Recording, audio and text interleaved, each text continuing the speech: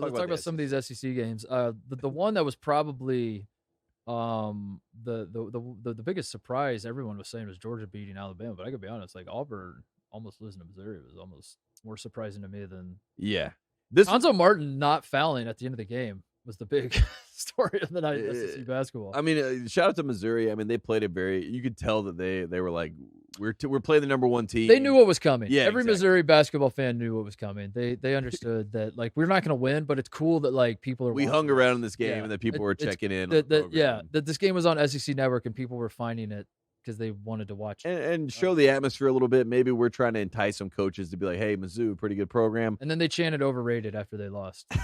And I was like, all right. Well. So did UCLA to Arizona. I'm like, this but at least that makes sense. You beat their ass. Yeah, Missouri lost. Yeah. And they started chanting overrated to Auburn.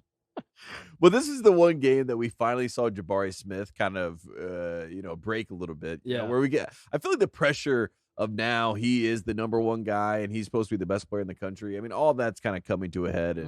And this game. You're on the pedestal, we start taking you down, dude. Well, it works. We finally put him up there. And they're closing out hard on him. He's not getting the open three-pointers he was getting before because guys were sagging a little bit. He wasn't getting open looks. He was forcing things a little bit. Only has 5 points in this game.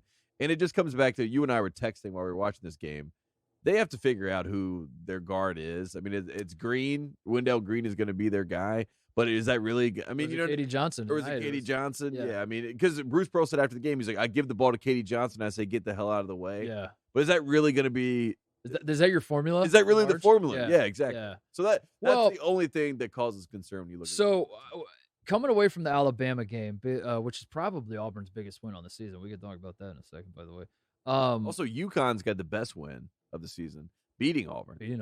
Yeah, that's true. So people forget, like UConn right now, like they have the best resume win around. You know, they can just be like, "Hey, we beat Auburn neutral site." Coming away from the Alabama game, I remember like my big take home point was like the Auburn is led by big guys. We know that Jabari Smith, Walker Kessler. Are if not their two best, like Jabari's obviously their best. I think Walker Kessler is their second best. Yeah, or at least I think Auburn fans will say it's Katie Johnson, but as far as impact, I think it's Kessler defensively. Yeah, just unlocks so much for them to have those two guys out there. But anyway, I knew that was a given about Auburn. What I didn't know was whether the guards could step up in big moments and whether they could like take over games and all that kind of stuff. And I remember the Alabama game. I was like, oh, so Wendell Green can be that guy because he was like basically grabbing his nuts out there. He was great. It was just like, I'm going to take over this game and win this game for us. Katie Johnson did the same thing tonight at Missouri. And I think the lesson we're learning, Tate, is that the lesson we're learning from the Auburn-Kentucky game when Kentucky's guards go down, Tate Washington's out, and Severe Wheeler gets can we just say that for killed Kentucky by Oscar? fans? Yeah. We know Ty went down. Yeah, we know he went down. That. Yeah. We know that Oscar's trying to kill Severe Wheeler by not calling out screens. We understand. But the lesson you keep learning, Tate, is no matter how good your big guys are, we're learning this from Illinois with Kofi Coburn. No matter how good your big guys are, at the end of the day, this is a guard game. You're only going to go so far as your guards take you. And these are lessons we're learning over. I mean, Illinois tonight, same thing. They didn't have Kobe. They didn't have Andre Curbelo. Trent Frazier's like, I'm going to shine. I'm going to split ball screens. I'm going to do dipsy-do. I'm going to throw past it. Like, I love Trent. He was awesome. But that's the lesson about Auburn. It's like Jabari Smith, we should talk about him nonstop about how good he is. I do think he's going to be the number one pick. I do think he's the most talented player in the country. Walker Kessler is a game changer for them. He had 400 dunks against Kentucky. Those are the guys that make them different. Those are the guys that make you salivate at the mouth. If Auburn wins a national championship, it's going to be because Wendell Green and or Katie Johnson were unbelievable. Became the guy. Yeah. And I see flashes. I think they could. I think they could. Yeah. We've seen each one of them do it. So it's not to say that they can't do it. But it's also to point out that Auburn is going to have a little bit of an Achilles heel when we get to the tournament and the game slows down. Yeah. And you need someone to help kind of get things all set up. And Bruce Pearl's a maniac on the sideline. I mean, he's a great coach, but he's yelling all types of things and freaking out. And you know what I mean? He's not necessarily your calming presence. I wouldn't say Katie Johnson's the calming presence. Exactly. So I think that's why it's got to be Wendell Green. But he's also a little bit of a firecracker too.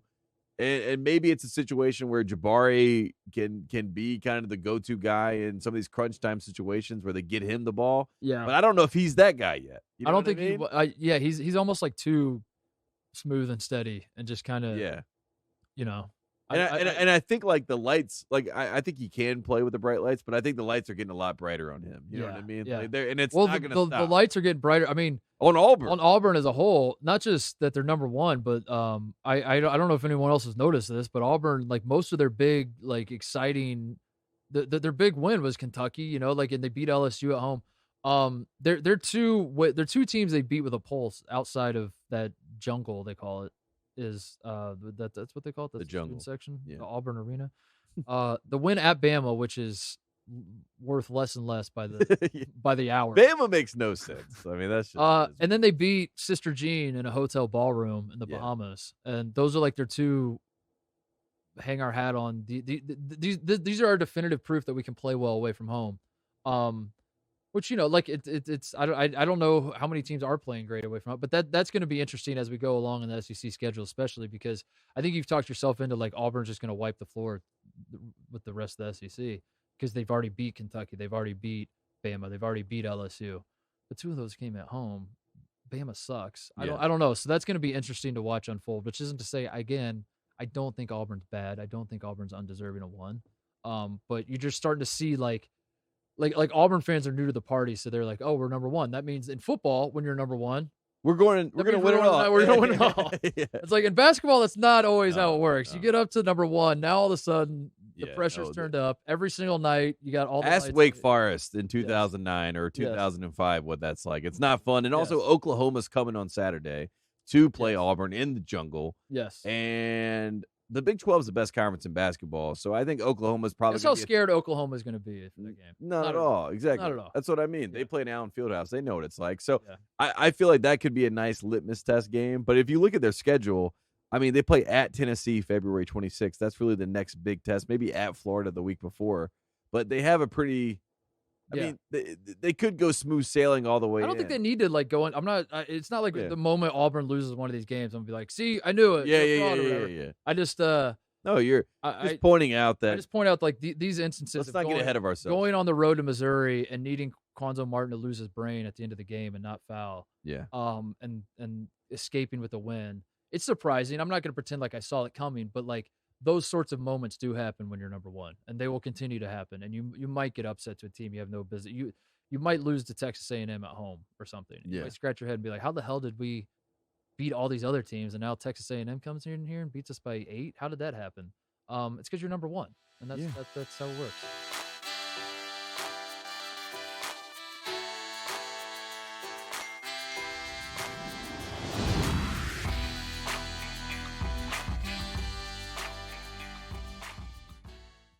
Hey there, thanks for watching Titus and Tate. For the full friend of the program experience, subscribe right below and come join us for all things college basketball. The action is heating up. Come join Titus and Tate.